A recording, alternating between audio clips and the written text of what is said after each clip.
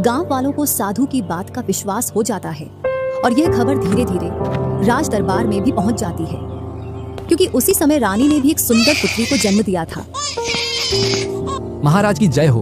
और सेनापति, राज्य में सब कुशल मंगल तो है? जी महाराज, सब कुशल मंगल है और राजकुमारी का जन्म उत्सव राज्य में बड़े धूमधाम से मनाया गया। पर मेरे मन में एक शंका है।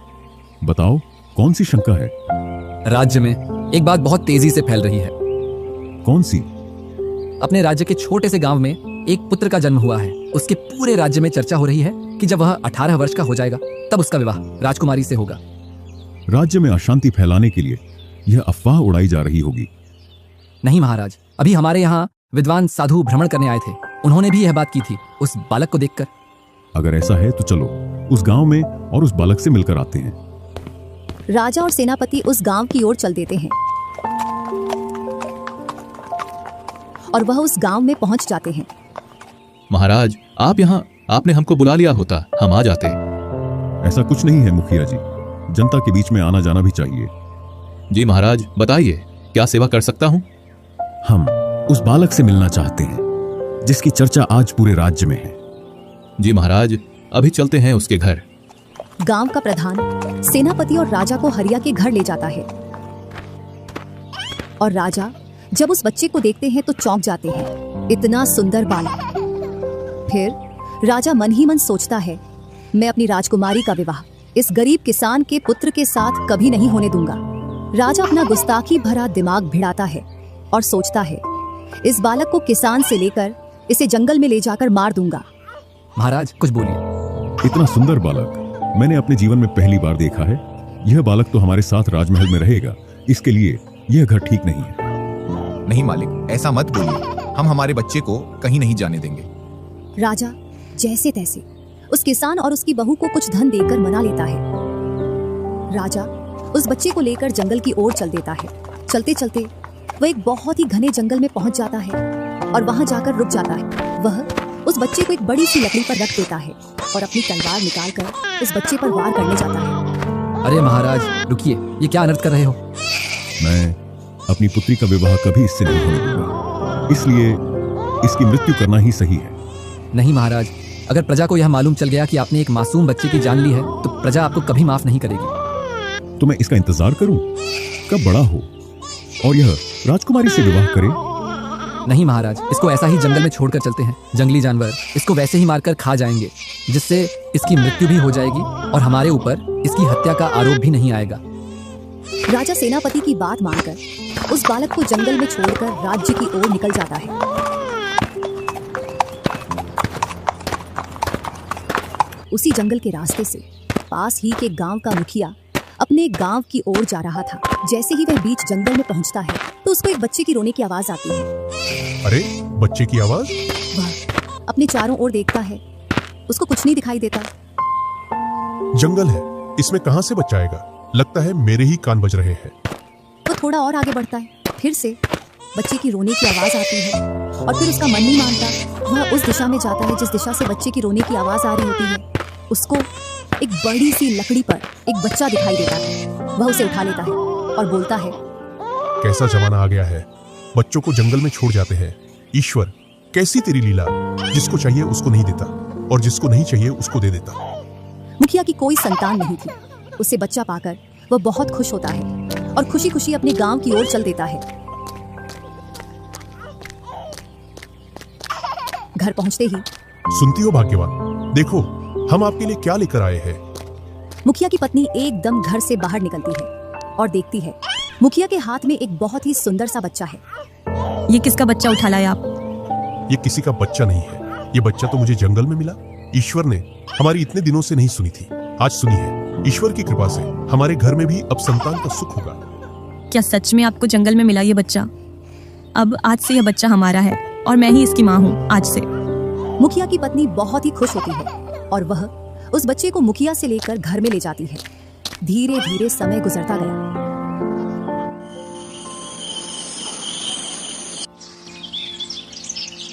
मुखिया और मुखिया की पत्नी ने उस बच्चे की खूब परवरिश की और वह धीरे धीरे 18 वर्ष का हो जाता है।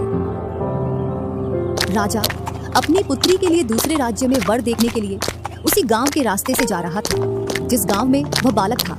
जैसे ही वह गांव के पास पहुंचता है तो उस गांव में एकदम अचानक से तूफान आ जाता है, जिससे राजा उस तूफान की वजह से आगे नहीं बढ़ पा रहा था। पास में ही मुखिया का घर दिखता है तो राजा उस मुखिया के घर में चला जाता है। मुखिया के घर में एक सुंदर युवक को देखकर राजा चौंक जाता है। क्या यह तुम्हारा बेटा है? ये तो बहुत ही सुंदर है। हाँ, यह मेरा बेटा है, क्योंकि मैंने इसे पाल पोस कर बड़ा किया है। आज से लगभग 18 वर्ष पूर्व यह बच्चा मुझे गांव के पास वाले जंगल में मिला था। राजा मुखिया की बात सुनकर चौंक जाता है। राजा को सब याद आ जाता है कि यह वही बच्चा है जिसे मैं 18 वर्ष पूर्व मारना चाहता था। क्या आप इस लड़के को मेरा एक काम करने की आज्ञा दे सकते हो? जी महाराज, क्यों नहीं, ये तो इसका सौभाग्य है जो यह आपके काम करेगा। दरअसल मैं रानी के पास एक पत्र भिजवाना चाहता हूँ। यह पत्र बहुत ही जरूरी है। इसके बदले में आपको सोने की मुद्राएं दूंगा। मुखिया भेजने के लिए तैयार हो जाता है और वह लड़का भी जाने के लिए तैयार हो जाता है। राजा ने एक पत्र लिखकर उसको मुहर बंद करके उस लड़के को दे दिया। लड़का वह पत्र लेकर राजमहल की ओर चल देता है।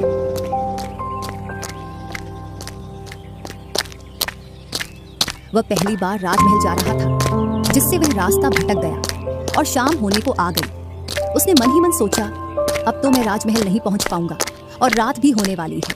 मुझे यही कहीं रुकने के लिए अपनी व्यवस्था देखनी पड़ेगी। थोड़ी और दूर चलने के बाद उसको एक कच्चा घर दिखाई दिया। वह घर के पास चला जाता है। जब वह घर के अंदर देखता है तो उसमें बूढ़ी औरत लकड़ी जला रही थी। लड़के ने सोचा, आज की रात यहीं गुजार लेता हूँ, और वह घर के अंदर चला जाता है। तू कहाँ से आ रहा है और इस सुनसान जंगल में कहाँ जा रहा है? मैं राजमहल जा रहा हूँ, राजा का पत्र रानी को देने के लिए। लेकिन अब तो रात हो गई है और मैं रास्ता भी भूल गया हूँ। मुझे ये घर दिखाई दिया तो रात रुकने के लिए मैं यहाँ आ गया। बेटा, तू यहाँ रुक तो सकता है, लेकिन ये डाकुओं का अड्डा है और उन लोगों ने तुझे अगर यहाँ देख लिया तो वो मुझे मार देंगे। बूढ़ी औरत की इतनी बात सुनकर लड़का एक बार तो घबरा जाता है, पर अंधेरे में कहीं और जाना इतना आसान नहीं था और वह दिन भर का थका हारा था। उसको नींद भी आ रही थी। उसने सोचा, जो होगा वह देखा जाएगा। अब रात में और कहाँ जाऊंगा, तो वह वहीं रात रुक जाता है। बूढ़ी औरत ने घर के कोने में उस लड़के को सुला दिया। लड़का घर के कोने में चुपचाप सो जाता है। जैसे ही आधी रात होती है तो डाकू अपने ठिकाने पर आ जाते हैं। जैसे ही वे उस लड़के को देखते हैं तो बुढ़िया पर बहुत गुस्सा करते हैं। ये कौन है? इसको यहाँ क्यों सुला रखा है? यह बच्चा जंगल में रास्ता भटक गया है, इसलिए यह यहाँ सिर्फ रात काटने के लिए रुका है। जैसे ही सुबह होगी यहाँ से निकल जाएगा। डाकू उसकी तलाशी लेते हैं, जिसमें उनको एक चिट्ठी मिलती है। उस चिट्ठी पर राजा की मोहर होती है। डाकू मोहर को देखकर घबरा जाते हैं, कहीं यह हमको मरवाने या पकड़वाने के लिए तो नहीं आया है। सभी डाकू उसको मारने की सलाह बनाते हैं। बूढ़ी औरत उनसे मना करती है, ऐसा मत करो, वह एक मासूम लड़का है, वह आपको पकड़वाने के लिए नहीं आया है। तेरी बातों का विश्वास नहीं करेंगे। तू हमें इसके हाथों से मरवाना चाहती है। यह तुम लोग क्या बोल रहे हो? मैं ऐसा क्यों करूंगी? पहले आप इस चिट्ठी को खोलो, इसके बाद कुछ करना। डाकू चिट्ठी को खोलते हैं, उसको पढ़ते हैं। उसमें लिखा था, जैसे ही यह लड़का राजमहल आ जाए तो इसको तुरंत मरवा दिया जाए। डाकू एक बार फिर लड़के की तरफ देखते हैं तो वह एक भोला भाला और मासूम लड़का है। डाकू चिट्ठी को बदल देते हैं और उसे वापस मोहर बंद करके लड़के के पास रख देते हैं और सभी डाकू वहां से चले जाते हैं।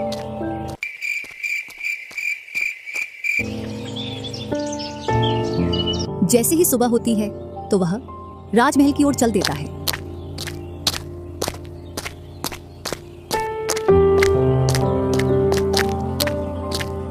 दोपहर तक राजमहल पहुंच जाता है। राजमहल में जाकर रानी को चिट्ठी देता है। रानी चिट्ठी को पढ़ती है। उस चिट्ठी में लिखा था, जैसे ही यह लड़का राजमहल पहुंचे उसका विवाह उसी दिन राजकुमारी से कर दिया जाए। रानी राजा के इस निर्णय से एक बार तो चौंक जाती है। जैसे ही रानी ने लड़के को देखा, वह लड़का रानी को बहुत सुंदर और बहुत अच्छा लगा और रानी ने उसी दिन राजकुमारी और उस लड़के का विवाह करवा दिया।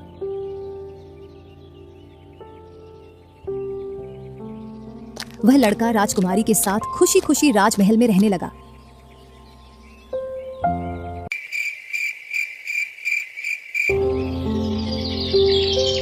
कुछ समय बाद राजा अपने राजमहल आया तो वह उस लड़के के बारे में जानना चाहता था कि उस लड़के के साथ क्या हुआ है। राजा ने रानी से पूछा, उस पत्र वाले लड़के का क्या हुआ? आपके कहे अनुसार उस लड़के का विवाह अपनी पुत्री से कर दिया। राजा इतना सुनकर बहुत गुस्से में आ जाता है। जिस बात को वह नहीं होना देना चाहता था, आखिर वह हो ही गई। राजा अपने राज दरबार में सभा बुलाता है और उस लड़के को दंड देता है। तुमने हमारे साथ छल किया है। नहीं महाराज, हमने आपके साथ छल नहीं किया है। पर जो हमने तुम्हें मरवाने वाली चिट्ठी दी थी वह कैसे बदल गई?